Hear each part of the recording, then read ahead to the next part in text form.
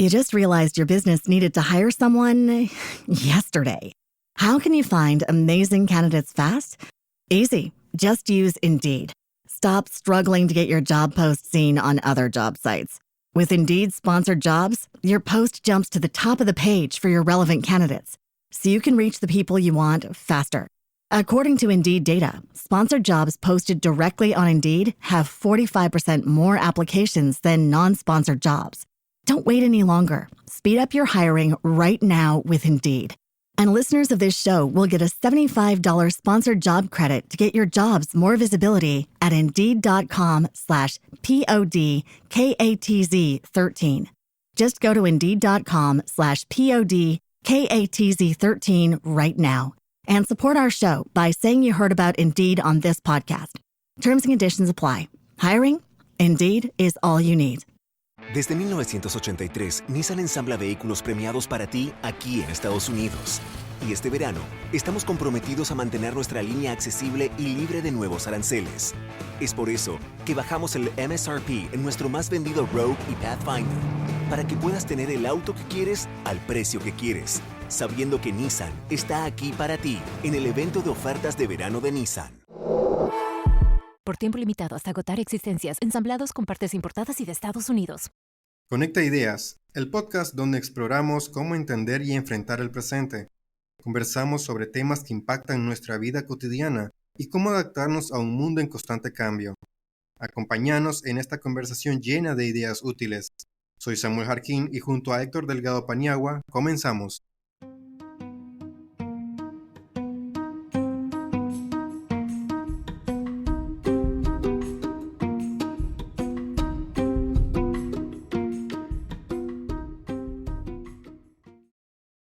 Hoy hablaremos de la arquitectura nuestra de cada día. Nos acompaña Elena Mayorga en el episodio Arquitectura y Vida.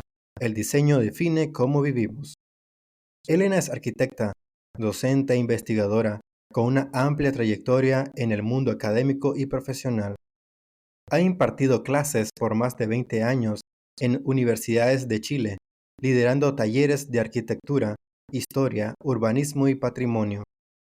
Su mirada combina la enseñanza crítica con una profunda sensibilidad hacia el entorno, la memoria y la ciudad. También ha desarrollado investigaciones y publicaciones sobre arquitectura moderna, vivienda social y patrimonio cultural, con especial interés por la relación de Pablo Neruda con la arquitectura.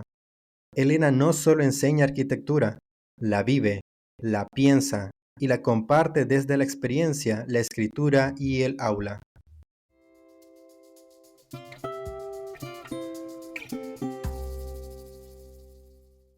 Estamos en Conecta Ideas, el podcast para entender y enfrentar el presente, y estamos con Elena Mayorga desde Concepción, Chile. Saludos aquí desde Managua, Elena, ¿qué tal? Hola Héctor, antes que nada agradecerte tu invitación y un gusto para mí poder compartir estas palabras contigo y con la audiencia. Bueno, tenemos un segmento que llamamos la arquitectura nuestra de cada día y queremos conversar con arquitectos sobre cómo el diseño de los edificios, el diseño de las edificaciones incide en nuestro día a día, cómo nos condiciona y nos determina las pautas que son condicionantes para nuestra vida. ¿Podrías comentarnos cómo influye el diseño arquitectónico en los edificios que frecuentamos en la calidad de vida y bienestar de las personas? Bueno, para mí tiene un rol fundamental. Francamente, la arquitectura puede cambiar tu vida para bien o la puede arruinar. El rol, digamos, que tiene, ya que es el lugar donde uno habita, ¿cierto? Tanto individualmente, familiarmente y en comunidad. Por lo tanto, una mayor calidad de arquitectura va en beneficio directo de una mejor calidad de vida. Y eso también tiene que ver con muchos factores que para mí se vinculan, ¿cierto?, con los estratos más básicos que tienen que ver con la biología humana, como por ejemplo procurar el techo, el habitar, los estándares de calefacción, de protección térmica que tú tengas, la luminosidad, hasta patrones mucho más complejos que tienen que ver con el diseño propiamente tal, que ya ataca no tanto la parte biológica, sino psicológica y también espiritual del ser humano, que tiene que ver con los impactos en la percepción del ser humano para un mejor bienestar, como tú lo dices, para un mejor desarrollo, que son aspectos más sutiles, pero que obviamente vienen a determinar y actualmente, ¿cierto?, está siendo estudiado por la neuroarquitectura de cómo nuestra construcción física incide en los aspectos psicológicos del ser humano. Por eso te digo que a mayor deficiencia de esto, la calidad de vida es mucho menor. Y también hay toda una cosa funcional que muy bien el proyecto moderno se encargó de solucionarla, que tiene que ver con cumplir nuestras actividades rutinarias de la mejor forma posible y también aspectos que tienen que ver con la sociedad actual, con el aumento de población, que prácticamente, ¿cierto?, ha contribuido a lo que se llama una especie de jibarización de la arquitectura, donde los espacios cada vez están siendo más reducidos y eso de alguna manera fricciona muchos roces, sobre todo en la arquitectura social, de vivienda social, donde prácticamente se escucha todo lo que pasa en la casa del vecino y prácticamente ya acceder a una vivienda con unos metros cuadrados suficientes pasa a ser un lujo. Y estamos hablando de que ya pueden acceder a la vivienda porque tenemos un importante porcentaje de la población mundial que no tiene acceso a la vivienda propia. Y en términos de área, ¿cuál sería el metraje suficiente para una vivienda? Es que esos estándares son muy complejos de determinar, por lo menos aquí en Chile. Cada gobierno, ¿cierto?, ha tratado de ir aumentándolo. Generalmente parten con una vivienda básica donde se construyen los núcleos funcionales húmedos que tienen y se relacionan con el baño, la cocina, ¿cierto? Y después espera que la gente, en la medida que pueda y tenga recursos propios, vaya ampliando su vivienda. Entonces, ellos dan como lo básico, espacios básicos, pero siempre está la idea de que esta vivienda sea dinámica en el aspecto de que según los requerimientos vaya aumentando, que no es una teoría nueva, sino que viene desde el año de los 60, 70, ¿cierto? Christopher Alexander y todos aquellos que participaron en este concurso Previ en Perú, que estaba destinado a la vivienda, ya incluían al habitante como propio gestor, ¿cierto? De su necesidad espacial y funcional dentro de la vivienda. Así que no me comprometo con un metraje específico porque eso pasa a ser relativo, pero siempre también tiene que ver con el número de integrantes de la familia, etcétera. No quiero comprometerme como con un número específico. Los núcleos húmedos responden a un principio de progresividad, ¿verdad? Progresividad de la vivienda que fue retomado por Aravena, ganador del Pritzker, hace unos años. Claro, pero antes que él ya existía, lo que pasa que se visibilizó mucho más con él, pero yo no se lo adjudicaría 100% a él, porque como tú dices, él retoma ya una idea instalada en toda esta vivienda social, sobre todo la que se propuso para el proyecto Previ en Perú. Sí.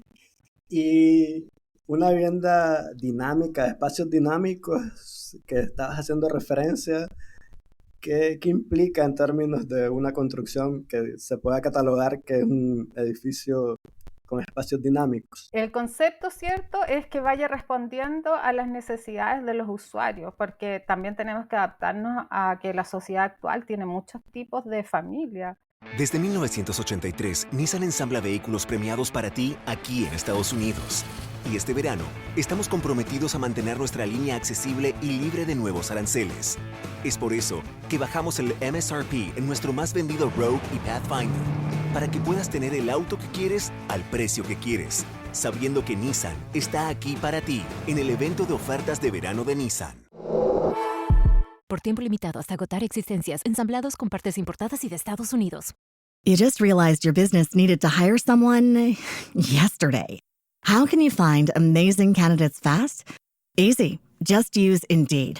Stop struggling to get your job post seen on other job sites. With Indeed sponsored jobs, your post jumps to the top of the page for your relevant candidates, so you can reach the people you want faster.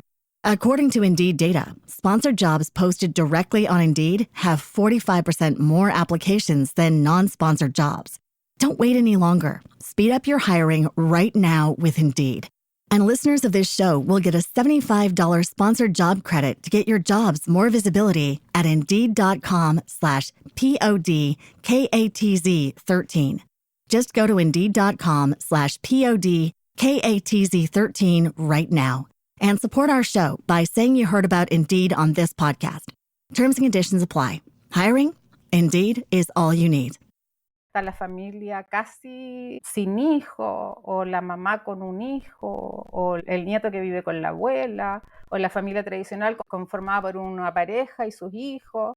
Mucha gente está viviendo sola. El otro día leía en unas noticias de Japón, a las cuales me estoy suscrita, que el porcentaje de japoneses que vive solo es súper grande. Incluso los encuentran y daban un rango que los encontraban entre 3 meses y 1 año después de que fallecen, porque ni siquiera los vecinos se enteran de que han muerto. Esa vivienda dinámica y el orden o el ritmo que vaya marcando ese dinamismo también es muy complejo de establecer. También está la vivienda productiva, ¿cierto? Que ya también muchos han integrado, que tiene que ver con, por ejemplo, aquí en Chile hay una ley que ampara que el 50% de tu vivienda lo puedes usar en un emprendimiento de tipo comercial. Entonces, esas necesidades vendrían a determinar un poco eso y tiene que ver mucho con las actividades y el tipo de usuario. Interesante el tema del emprendimiento, ¿verdad? Cómo ha venido insertándose en las legislaciones de cada país. O sea, aquí ya tenemos en Nicaragua un ministerio que promueve la cultura emprendedora. ¿Entiendes?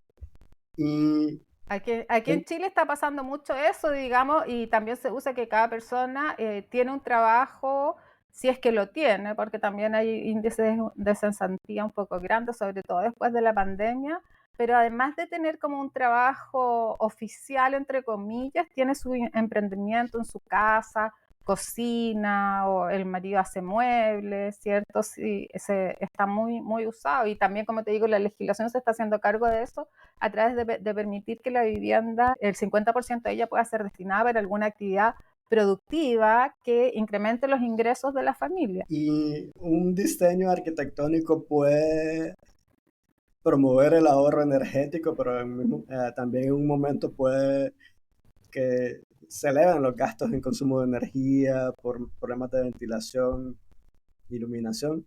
En el caso de ustedes en Chile hablan mucho de la calefacción. Acá en Nicaragua, con un clima más tropical, tienden las viviendas y los edificios a calentarse, ¿no? Por problemas de ventilación. ¿Qué opinas al respecto? ¿Cómo podría un diseño arquitectónico ser más eficiente en términos de ahorro energético? El tema de la arquitectura sustentable, que toca el tema del ahorro energético, está muy en boga en Chile y prácticamente está incorporado en todos los planes de estudio en la formación de nuevos arquitectos.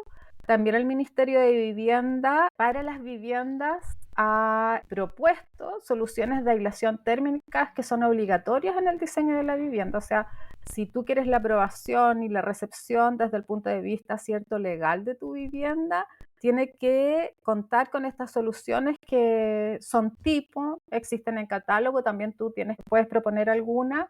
Y está muy en boga porque Chile, imagínate que empieza en el norte con un clima desértico y termina en el sur con un clima muy lluvioso, incluso nieve, pasando por toda la etapa intermedia, pero tanto en el desierto como en el sur, porque la nieve es muy helada, pero también en el desierto la oscilación térmica entre el calor que hace en el día y lo que sucede en la noche es muy grande. Entonces en el día puedes tener 20 grados y en la noche puedes tener -5.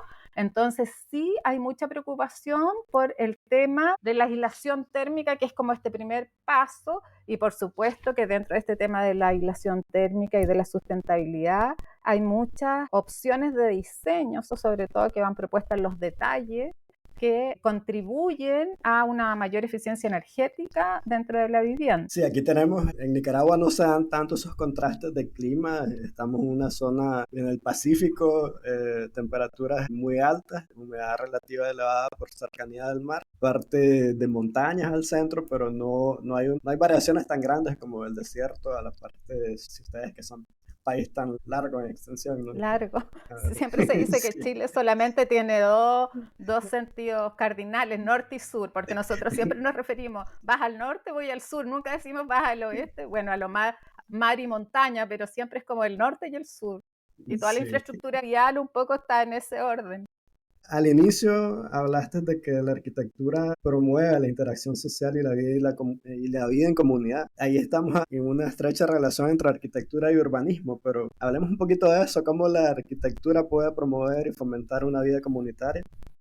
La arquitectura es súper importante, las intervenciones urbanas también. Me acuerdo del caso de Aldo van Eyck, cierto que en Holanda, en la posguerra, al trabajar en un municipio, hace más de 100 proyectos donde ocupa los espacios abandonados para hacer juegos de niños. Y un poco creo que el espacio urbano de carácter público, contribuye mucho a la fricción social. Por ejemplo, yo tengo una sobrina y la llevo a la plaza y desde que ocurre eso he conocido un montón de gente porque hay otras mamás jugando con sus chicos y empezamos a conversar mientras ellos juegan.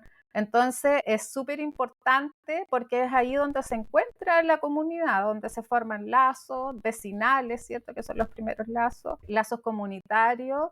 Pero el problema con el cual nos estamos encontrando en la actualidad es el problema de seguridad.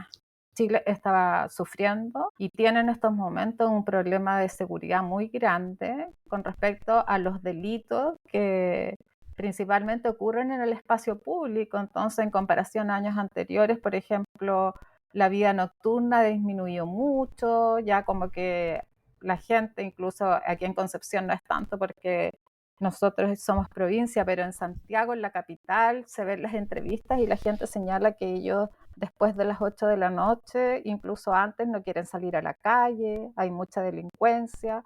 Entonces también la pregunta y el desafío que tenemos como arquitectos y urbanistas por delante es cómo revertir esa situación de uso del espacio público, porque al no usarse y al no haber esa fricción social, la gente tiende a vivir de manera cada día más aislada, que es lo que te comentaba, que por ejemplo pasaba como en Japón, que la gente no se junta mucho y fallece el vecino y tú no te enteras, ¿cierto? ¿Cómo revertirlo? Porque también la contribución es a un bienestar ya más común de tipo comunitario, que sí incide en cada una de las personas, de sentirnos más acompañadas, de sentir que tenemos más amigos, de sentir que podemos compartir, que es ese sentido de vida comunitaria. Encuentro que no se ha hecho cargo todavía el Estado y nosotros como en tanto arquitectos, ¿cierto? No lo hemos fomentado, pero sí en Chile va muy asociado a al tipo de seguridad en el espacio público, que tiene que ver con buena iluminación, tiene que ver, bueno, te digo que las cárceles aquí ya no dan abasto. Eh, Hay un problema también con la justicia en que se encuentran que las penalizaciones son muy bajas, entonces le dicen la puerta giratoria porque entra un delincuente y ya al poco tiempo está afuera. También los juzgados no dan abasto para ver tanto caso, ¿cierto? Y generalmente la policía los tiene un rato en la comisaría y después los tiene que dejar salir porque tampoco el sistema está colapsado, digamos. Entonces ahí se unen como un aspecto ya de carácter más político, legislativo, urbano, ¿cierto? Arquitectónico, y todo eso obviamente repercute en el bienestar de las personas, pero el tema de seguridad está muy complejo. Para contribuir a que los espacios sean seguros, mencionaste la iluminación. ¿Qué otro aspecto tangible que puede estar incorporado en una propuesta arquitectónica podríamos recomendar para promover seguridad? Mira, para mí la seguridad, ¿cierto? Tiene que ver con, como tú dices, desde el punto de vista, porque existe la seguridad como un concepto abstracto y existe la sensación de seguridad, que es la que tenemos los usuarios y los habitantes de las ciudades. Pero la sensación de seguridad, la que realmente en las encuestas en la que se evalúa, está muy alto, o sea, la gente no se siente segura. ¿Y cómo la arquitectura y en los espacios públicos podemos contribuir a incrementarla? Primero tiene que ver, ¿cierto?, con aspectos de diseño, 100 factores de diseño, tiene que ver con la luminosidad y la visibilización de esos espacios, que tiene que ver con un manejo de las áreas verdes, ¿cierto? Y también promover la transversalidad de uso, porque tenemos que entender que al espacio público acude el niño, acude la mamá con su hijo, acude el abuelo con el nieto, acuden los enamorados a encontrarse. Entonces, la incitación al uso tiene que ver con acoger y dar respuesta a esa transversalidad etaria en el uso del espacio público y ciertos elementos ancla, ¿cierto?, que tendrían que ver con promover que la gente vaya, porque a veces la gente ni siquiera se atreve a ir. Entonces, esos elementos tienen que ver con el diseño, por ejemplo, en el caso de los niños, los juegos, en el caso ya de los adultos, espacios para el reposo, para la contemplación, promover las actividades al aire libre. Yo citaría eso, pero hacer el espacio visible y luminoso y expuesto, eso también es súper importante. Lo seguro es que un espacio se muestre y esté expuesto, porque en la medida que el delito siempre actúa como en lo escondido, vea que ese espacio es visible, no va a querer de alguna manera apropiarse de eso. Comentar que aquí en Chile en los espacios públicos ya no en las zonas centrales y más consolidadas, sino en los espacios públicos periféricos. La cultura narco se ha apropiado mucho de ello, por ejemplo, haciendo estas especies de animitas para aquellos integrantes que han sido asesinados de ellos. Entonces, hace poco el gobierno y ciertas municipalidades contrataron maquinaria para ir a derribarlo, es decir, igual esta cultura se apropia de los espacios públicos construyéndolos como si fueran de ellos. Igual ahí hay un... ¿Animitas es? Animita es una especie de recordatorio al difunto, que generalmente es una casa que contiene sus objetos personales más importantes. Por ejemplo, en este caso habían como zapatillas, porque al chico le gustaba el fútbol, entonces estaban las zapatillas de jugar fútbol, las camisetas, sus fotografías, y de alguna manera después ellos se convierten en una especie, despierta la devoción popular y mucha gente los santifica, les va a dejar vela, les pide cosas, y si cumple ya esta especie de santo cumple, ¿cierto? Se empieza a masificar y se transforman en más populares, en personajes más populares. Sí. Entonces, igual es complejo, porque ahí tenemos que diferenciar el espacio público institucional, que está más regulado por el Estado, en el Estado interviene y están en las zonas más tradicionales de las ciudades, con aquí el espacio público de carácter más periférico, en el cual prácticamente nadie se hace cargo, y está ocupado a veces de buena manera y otro de una manera no muy santa, por decirlo de algún modo. En el tema del uso de los espacios públicos, es necesario hablar también de la responsabilidad que tiene el usuario. O sea, hablamos del Estado como el ente encargado de dotar y equipar ese espacio, pero también el uso responsable de la ciudadanía de esos espacios. Claro, en general los estudios, ¿cierto?, referidos al cuidado del espacio público, apuntan a lograr una identificación del futuro usuario, es decir, de quienes van a ocupar esos espacios públicos, los vecinos cercanos, en la construcción del mismo espacio. Entonces, se promueven espacios de carácter más participativo, donde quizás el arquitecto pueda trabajar con la comunidad, y en la materialización de ese espacio también sean los propios vecinos los que intervengan. Así cuidan las plantas, cuidan el mobiliario, porque también ese es otro tema. A veces como que el Estado hace lo suyo, ¿cierto? Instala una infraestructura de espacio público y después se va y la gente no se siente identificada y la destrucción sucede rápidamente, no son cuidados, se roban las plantas, rompen las bancas, en los juegos de los niños igual los rompen. Entonces, los estudios urbanos apuntan a que en la medida que haya un compromiso casi afectivo al participar en esto y al hacer lo tuyo, al sentir lo tuyo, las señoras ahí prácticamente aparecen defendiendo esos mismos mobiliarios o cualquier cosa que haya ahí, de la ruptura, del deterioro, etcétera. Entonces, eso es súper importante, la participación ciudadana en el diseño urbano, sobre todo del espacio público. Bueno, Elena, iniciamos hablando de vivienda, de cómo la vivienda incide en la psicología de las personas.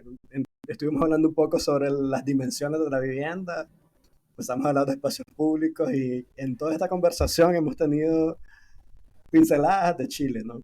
Muy rico platicar con vos y sé que a nuestros oyentes les va a gustar conocer y tener estas vivencias que son tan comunes en Latinoamérica, pero también muy específicas en el contexto de cada uno de nuestros países. Tenemos, como te decía, en este podcast interés de hablar sobre la arquitectura nuestra de cada día y también conocer la visión de personas que, sin ser arquitectos, pues obviamente padecen o disfrutan de la arquitectura, ¿no? Que eso es lo que estamos haciendo. ¿Alguna idea que te gustaría dejar y conectar con nuestra audiencia para cerrar? Mira, a mí lo que más me gustaría compartir era el aspecto de la identidad al que tú haces referencia, o sea, problemas que compartimos y que son comunes, tienen sus visos regionalistas, ¿cierto? Dependiendo del lugar en el que se inserten, tienen a veces realidades y contextos sociales y también físicos y materiales diferentes, pero todo apunta básicamente a mejorar la calidad de vida del ser humano. Los aspectos, para mí los que son súper importantes son los identitarios, que tiene que ver con realizar esa lectura de las preexistencias, tanto culturales como físicas, de las localidades y de las gentes que la habitan, y a nivel ya micro, ¿cierto? Porque eso sería un nivel macro, a nivel micro tiene que ver de cómo nosotros habitamos nuestra vivienda y cómo la hacemos nuestra, que tiene que ver con la identidad personal o familiar. Hay todo un discurso entonces de buscar relacionarse de nuevas formas y nosotros en cuanto a habitantes, cómo podemos contribuir sin pasar por la mediación de un arquitecto a mejorar nuestros espacios, a mejorar nuestro ambiente para procurar un mejor vivir. Y eso tiene que ver primero con una toma de conciencia, que a veces solamente requiere de la observación, de las ganas, de la intención de modificar esos espacios. A veces pasa por un permanecer en ellos por largo tiempo y ver cómo lo modificamos. Es nuestra casa en el mundo, nuestra vivienda es nuestro lugar en el mundo, ahí donde ocurre todo y prácticamente el trabajo, se sale al trabajo, pero siempre se vuelve a la vivienda y los niños y los ancianos que pasan mucho más tiempo en ello tienen que procurar entonces un acondicionamiento más amable con estos espacios y eso pasa por una toma de conciencia y tratar en la medida de lo posible de ir dando poco a poco respuesta a esas necesidades.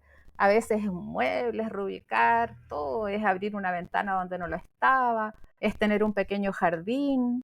Son cosas tan mínimas que sí pueden dar un impulso a procurar esta calidad de vida más óptima. Elena, entonces, muy agradecido de tu participación en este podcast, por tu disposición a hablar con nosotros, invitarte a que estés pendiente tenemos un segmento llamado Vivir hoy sin morir en el intento, referido a temas de bienestar, a temas de competencias blandas, de cómo manejarnos en el trabajo.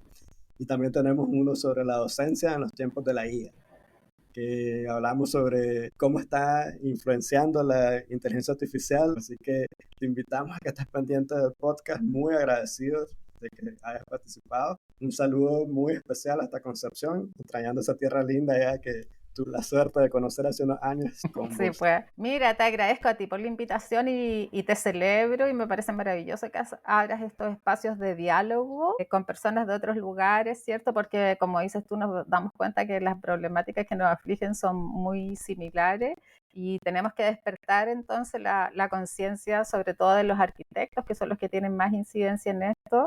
El tema que tú propones de la inteligencia artificial, creo que nosotros estamos en el periodo de transición que justo nos va a tocar vivir cuando se genera, si bien ya parte de los años 50, ahora quizás el impacto es mucho mayor y es un tema inconmensurable, o sea, no solo en la arquitectura, sí creo que a modificar la vida en el planeta con respecto a lo laboral, con respecto a lo educativo, con respecto incluso, como tú dices, de la rutina, del día a día, va a tener un impacto que yo creo que va a modificar la vida. Y ahí hay que pensar hacia dónde va a ir esto y también surgen los problemas éticos, ¿cierto? De cómo vamos a regular, porque como todo instrumento lo puedes utilizar para bien o para mal.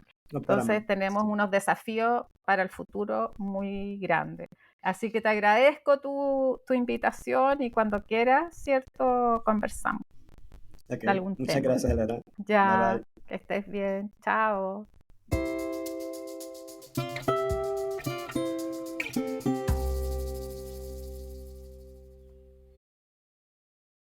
Y así concluimos este episodio de Conecta Ideas. Esperamos que las reflexiones y consejos compartidos hoy te hayan sido útiles para enfrentar el presente.